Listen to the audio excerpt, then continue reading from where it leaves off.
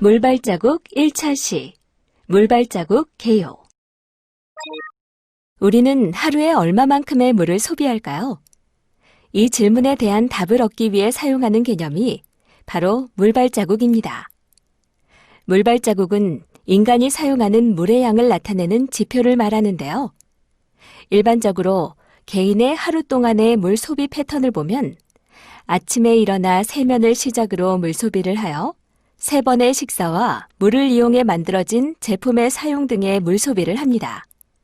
이렇게 만들어진 물발자국은 단순히 보이는 물의 양뿐만 아니라 제품이 만들어지기까지 사용한 물의 양, 즉 가상수를 함께 계산하여 물발자국의 크기를 알 수 있습니다. 이러한 물발자국의 이해를 돕기 위해서는 생태 발자국과 탄소 발자국에 대해서도 알아둬야 하는데요. 오늘 이 3가지의 발자국은 서로 어떤 관계가 있는지, 각각 어떤 의미와 내용을 담고 있는지 알아보도록 하겠습니다. 안녕하세요.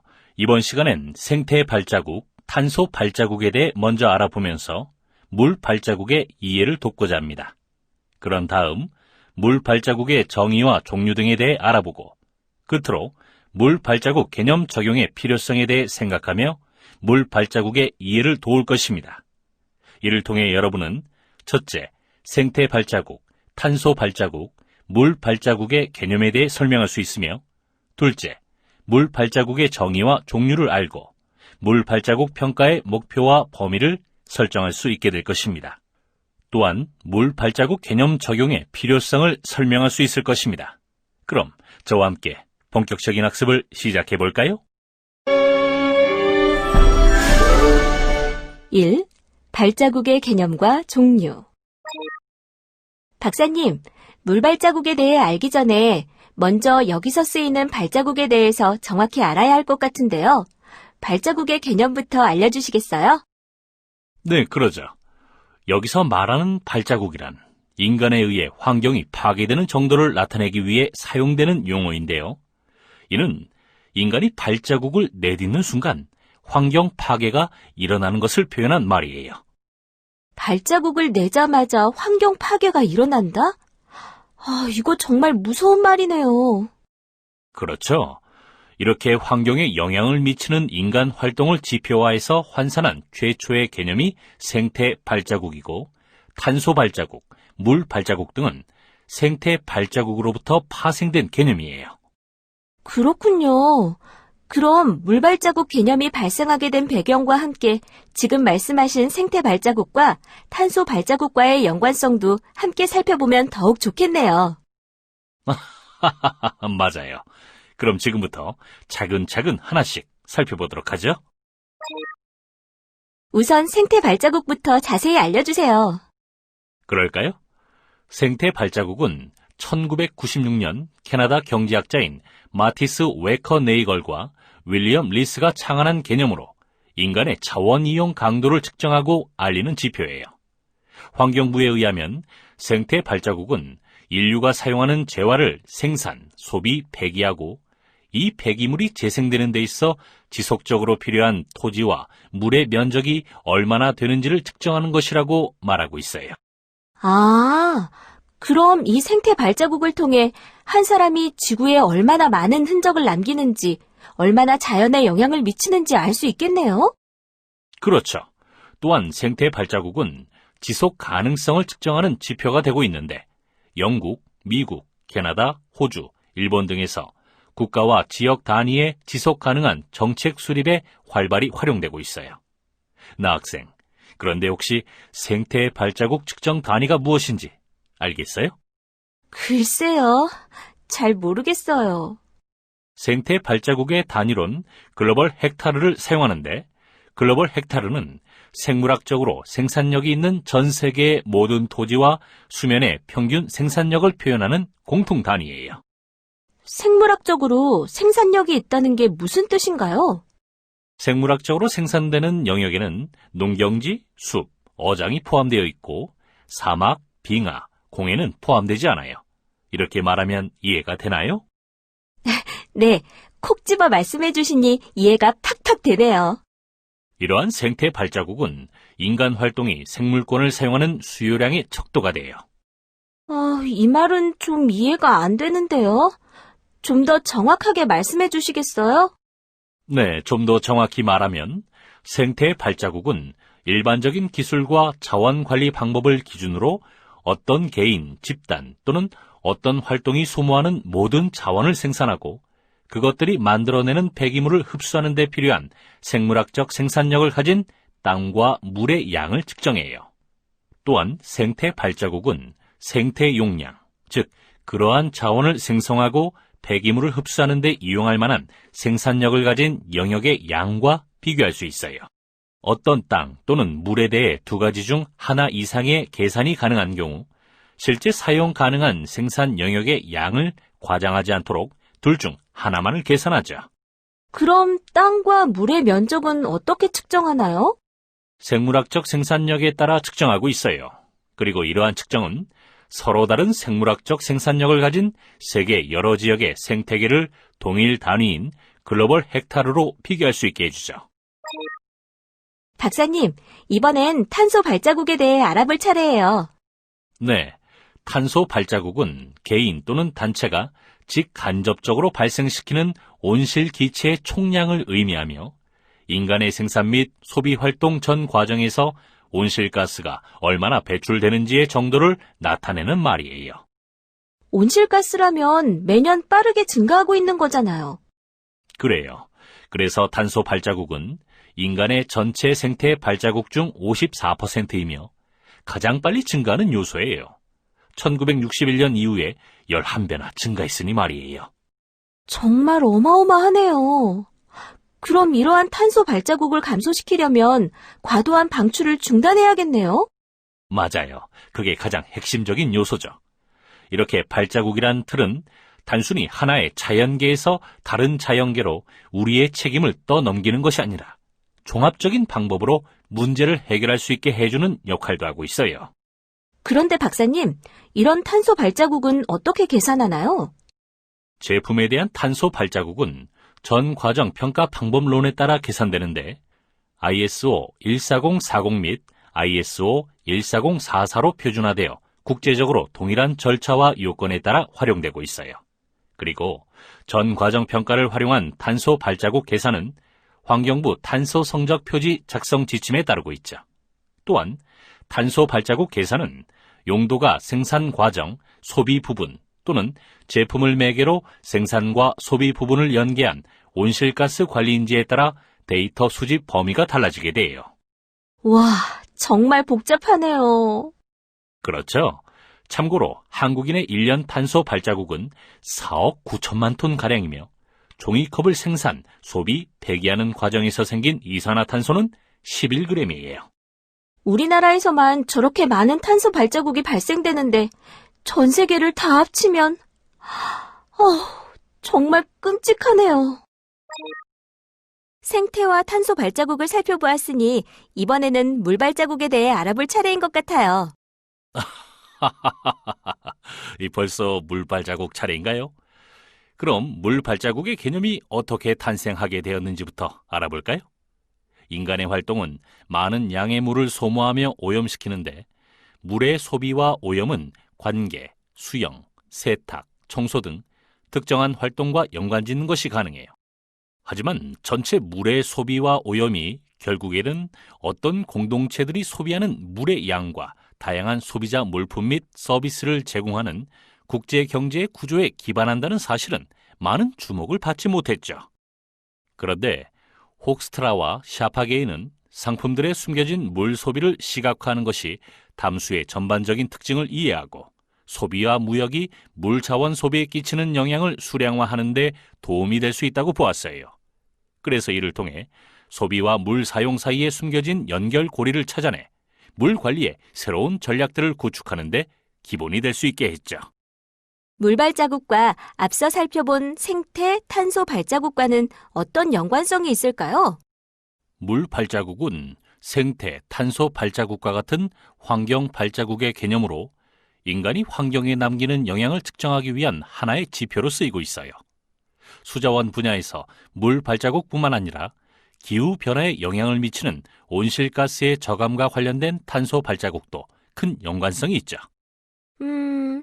이렇게 물 발자국하고 생태 탄소 발자국이 자주 비교 대조되는 것 같은데 세 개 다 같은 의미로 쓰면 안 되는 건가요? 생태 발자국과 물 발자국은 지표로서 근본적인 대체가 불가능해요. 왜 불가능한지 하나씩 자세하게 비교해 보도록 하죠. 일단 물 발자국을 나타내는 단위는 세제곱미터 퍼 이어로 담수의 이용을 나타내는 양입니다.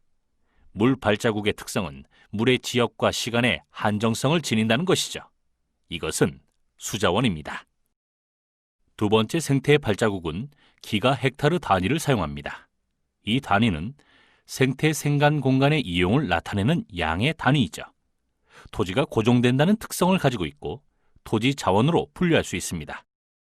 마지막 탄소 발자국입니다. 탄소 발자국의 단위는 톤입니다. 이것은 이산화탄소의 양으로 나타낸 온실가스의 양을 나타내죠. 탄소 발자국의 특성은 공기가 유동성을 나타낸다는 것이죠. 대기 차원으로 분류할 수 있습니다. 2. 물 발자국 개념의 이해. 박사님, 이제 발자국들에 대한 개념은 이해가 된 것 같으니 본격적으로 물 발자국에 대해 자세히 알려주세요. 그럴까요? 먼저 물 발자국이란 개념이 어떻게 유래되었는지부터 살펴볼게요. 물 발자국은 영국 런던 대학 앨런 교수가 도입한 가상수 개념을 기초로 확장된 새로운 개념이에요. 앨런 교수 이론에 따른 가상수는 1998년 그라운드 워터지를 통해 처음 소개됐는데 여기서 가상수를 농산물 생산에 사용되고 있는 물이라 정의하였어요. 앨런 교수는 수자원이 부족한 국가가 자국에서 농산물을 생산하지 않고 수입하면 농산물 생산에 사용되는 물을 다른 목적으로 사용할 수 있다는 점에 주목하였는데 결국 농산물을 수입하면 눈에 보이지는 않지만 농산물 생산에 사용되는 물을 수입하는 효과가 발생한다는 데 기초한 개념이 가상수인 것이죠. 또한 혹스트라와 흉은 2002년 12월에 네덜란드 델프트에서 열린 가상수 무역에 관한 국제 전문가 회의에서 국제 농산물 무역을 가상수 이론과 접목시켜 국가 간, 지역 간 국제 가상수 교육에 대한 추세를 분석하고 물 발자국이란 새로운 개념을 소개하기도 했어요. 그런데 박사님, 이러한 물 발자국을 평가하려는 목적이 뭔가요? 물 발자국 평가는 인간 활동이나 특정 제품의 생산이 물 부족 및 오염 문제에 어떻게 연관되어 있는지를 분석하고 인간 활동 및 제품이 물의 관점에서 어떻게 더 지속적으로 유지될 수 있는지를 분석하고 방향을 제시하려는 것이에요. 물 발자국은 생산, 소비, 무역 등의 활동이 물의 직접적 또는 간접적인 이용에 어떻게 관계되어 있는지를 수량적으로 나타내요. 따라서 물 발자국 개념을 이용하면 물을 좀 더 효과적으로 활용하는 객관적인 분석과 검토를 한층 쉽게 실시할 수 있죠. 그리고 국가, 지자체, 사업자, 소비자가 물을 효율적으로 이용 배분하고 폐수를 적정하게 처리하는 데 도움을 줄 수 있겠네요. 그렇죠. 앞에서 박사님께서 물 발자국은 인간이 환경에 남기는 영향을 측정하기 위한 하나의 지표라고 설명해 주셨는데 좀 더 구체적으로 물 발자국의 지표에 대해 설명해 주세요. 네, 그러죠. 물 발자국은 소비자나 생산자의 직접적인 물 사용뿐만 아니라 간접적인 물 사용도 고려하는 담수 소비의 지표예요. 물 발자국은 전통적이고 제한적인 수자원의 이취수 관련 다음으로 담수 자원 측정의 포괄적인 지표라고 여겨질 수 있죠. 어느 제품의 물 발자국은 그 제품의 생산부터 전체적인 공급 과정에 걸쳐 소비된 담수의 양이에요. 물 발자국은 물 소비량을 원산지별로, 오염된 양을 오염의 종류별로 나타내는 다차원적 지표이기도 하고요. 하나의 완전한 물 발자국의 모든 요소들은 지역별, 기간별로 세분화해서 기술할 수 있어요. 물 발자국은 한 국가 내 수자원 총량 국제무역을 통해 수출입되는 가상수 양까지 고려하여 해당 국가의 물 수지를 계산한 것으로 기존의 물 수지 계산에서 쓰인 직접적인 물 사용과 함께 간접적인 물 사용을 종합적으로 고려한 것이라고 할 수 있는 것이죠.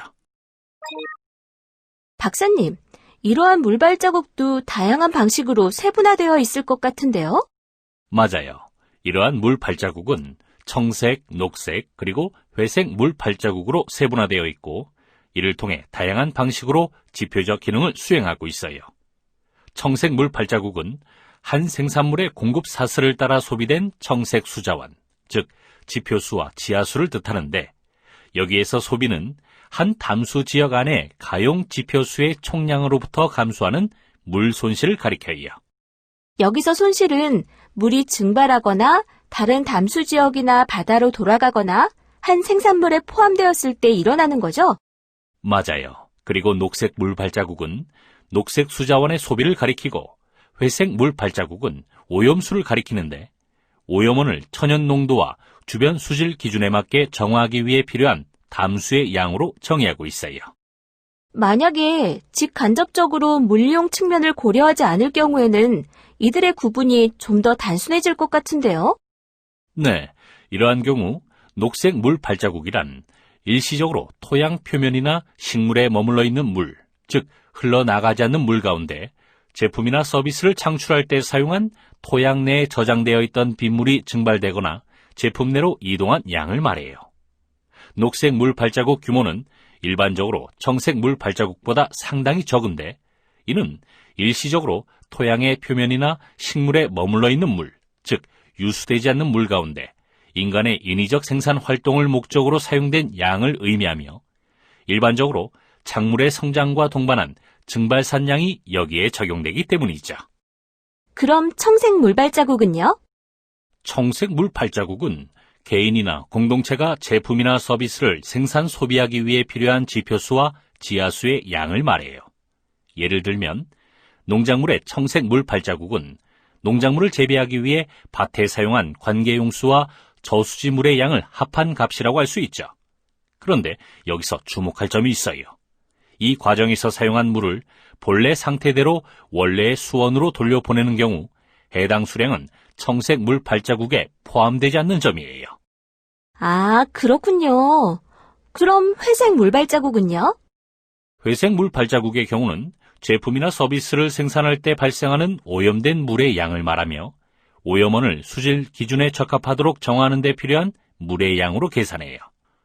화학물질은 폐기물, 비료, 살충제와 같은 형태로 토양에 직접적으로 투입될 수 있는데, 이것이 지하수로 흘러 들어가거나 지표수의 흐름에 포함돼 오염이 발생하죠. 이러한 경우 오염 부하는 지하수 지표수에 도달하는 총 화학물질의 양으로 표현할 수 있어요. 박사님, 그럼 물 발자국으로 무엇을 평가할 수 있나요? 물 발자국 평가는 포괄적인 범위의 인위적 활동을 통해 발생하는 수자원의 소비를 모두 포함해요. 물 발자국 평가는 한 공정, 생산물, 생산자나 소비자의 물 발자국을 수량화하고 위치를 찾아내거나 한 특정 지리적 영역에 물 발자국을 시공간으로 수량화하여 제품이나 지역에 지속 가능한 수자원의 활용성이나 상태를 판단하죠. 아, 그럼 이렇게 물 발자국의 환경적, 사회적, 경제적 지속성을 평가하는 것은 대응 전략을 구축하기 위해서겠군요. 네, 좀 더 광범위하게 말하자면 물 발자국 평가의 목표는 인간 활동이나 특정 생산물이 어떻게 물 부족과 오염 문제들에 결부되어 있는지 분석하고, 물의 관점에서 활동과 생산물이 어느 정도 지속될지 파악하는 것이라고 할 수 있어요. 그럼 물 발자국 평가는 어떤 단계로 이루어지게 되나요? 물 발자국 평가는 분석적인 지표로서 통찰력을 제공하여 사람들에게 무엇을 해야 하는지 이해하도록 돕는데, 전체적인 물 발자국 평가는 총 4단계로 구성되어 있어요. 물 발자국 연구는 다양한 이유로 실행될 수 있기 때문에 첫 번째 단계에서는 사용자의 의도에 맞게 목적과 범위를 산정해야 하고, 두 번째 단계에서는 물 발자국 산정이 이루어지죠. 이는 정보가 수집되고 계정을 개발하는 단계로 산정의 범위, 세부 정도는 그 전 단계에 만들어진 결정들에 의존해요.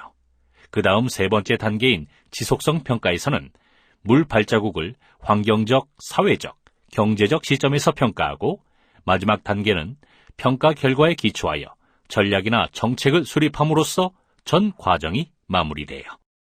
박사님, 물발자국을 평가할 때에는 각기 다른 독립체들의 물발자국을 평가할 수 있기 때문에 어떤 물발자국에 관심이 있는지 명시하는 것부터 시작하는 것이 가장 중요할 것 같은데요?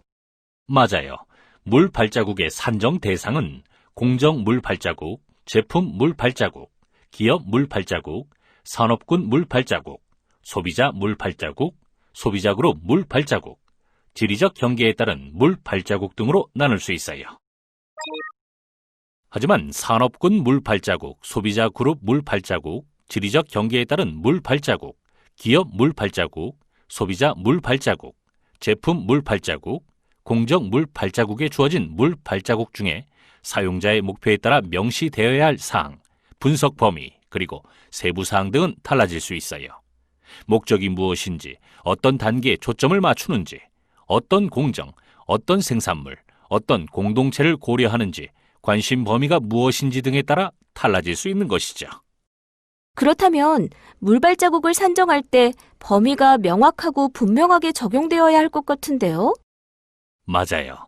그래서 물 발자국을 산정할 때 무엇을 포함시키고 제외시킬지 선택해야 하는 것이 핵심 사항인 동시에 첫 번째 과정이라 할 수 있죠.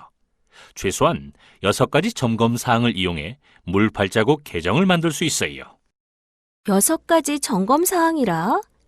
그게 뭔가요? 첫째, 청색, 녹색, 회색 물 발자국 중 어느 것을 고려할 것인가?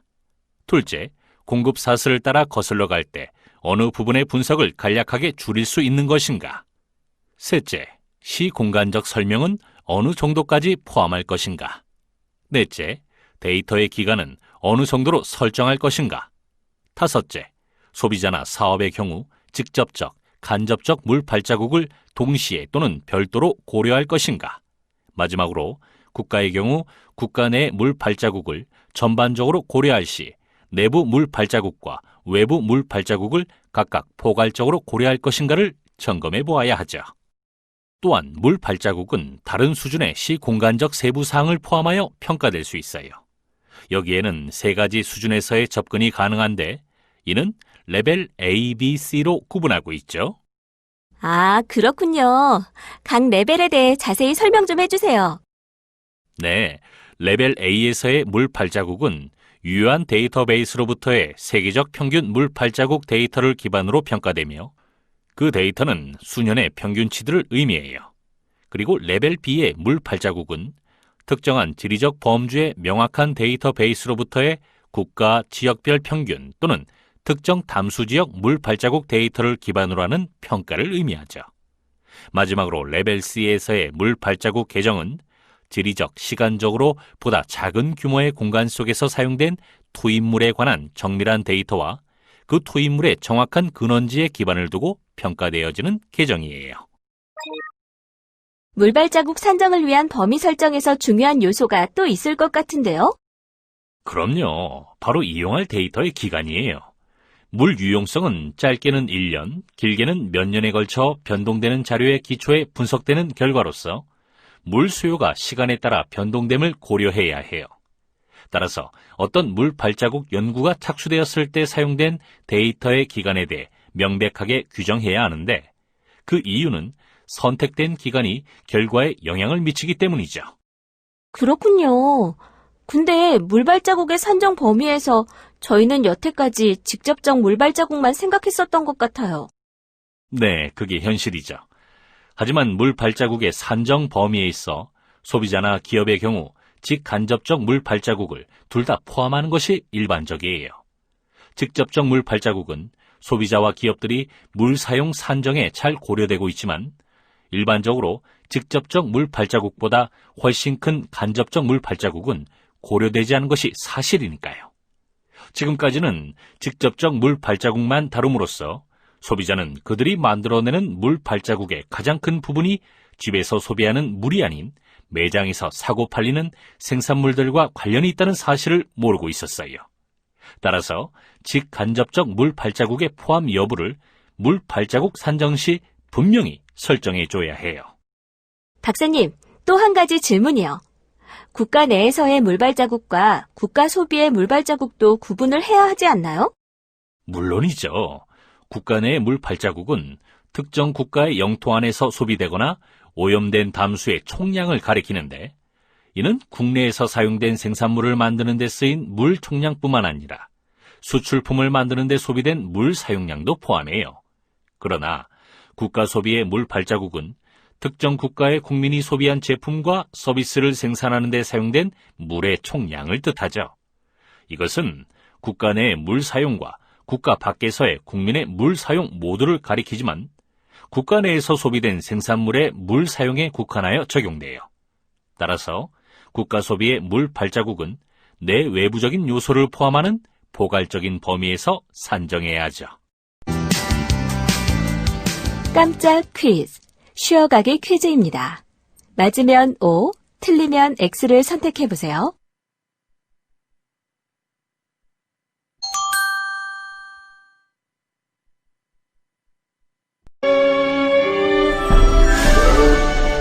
(3) 물발자국 개념 적용의 필요성.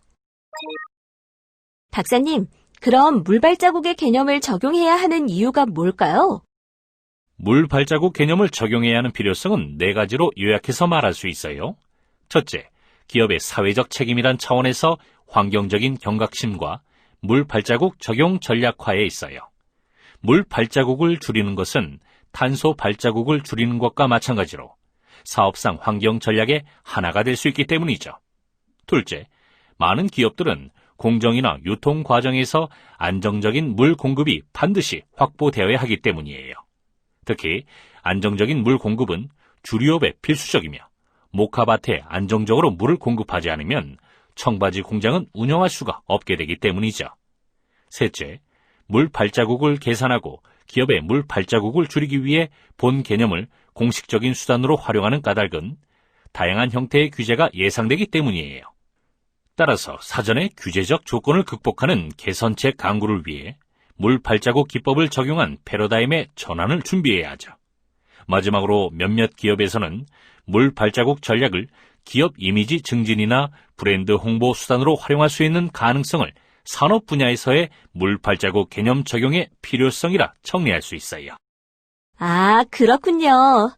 물발자국의 필요성과 중요성을 오늘 제대로 알았어요. 감사합니다, 박사님.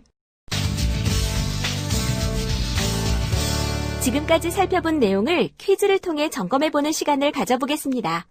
제시되는 문제는 총 3문항입니다. 그럼 시작해볼까요?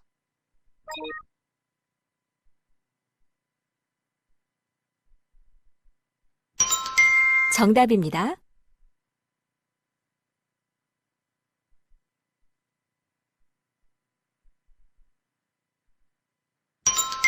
정답입니다.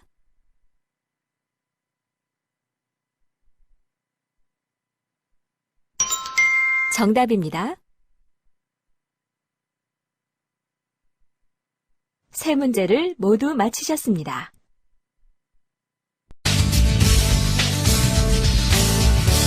오늘은 물발자국 계유에 대해 살펴보았습니다.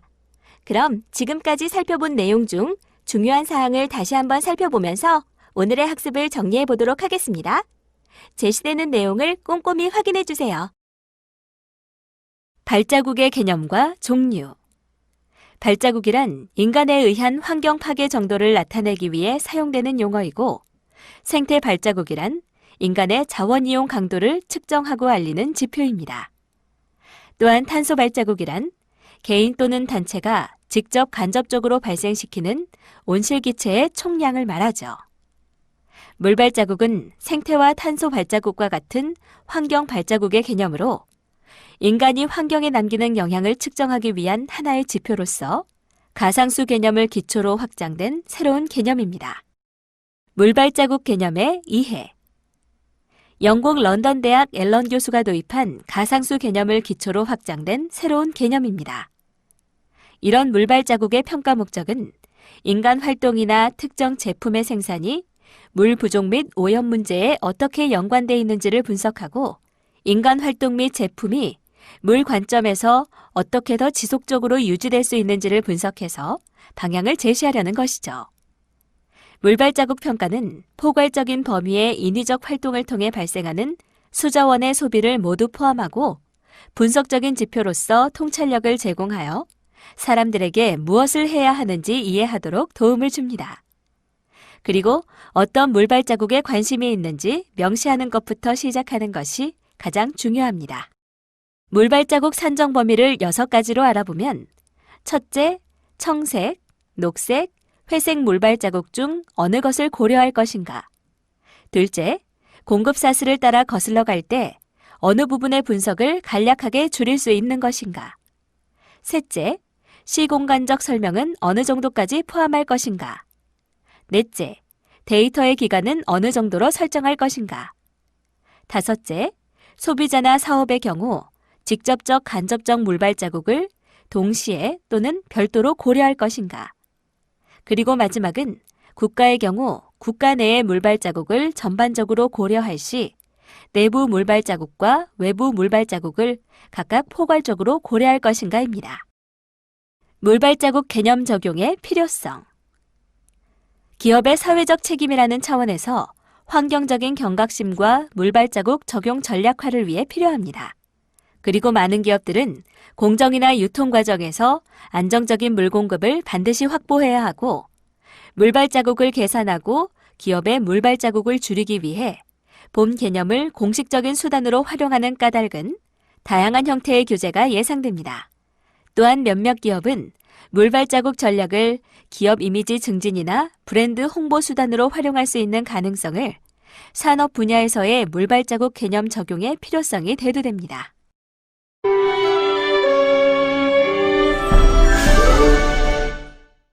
지금까지 물발자국 계유에 대해 학습하셨습니다.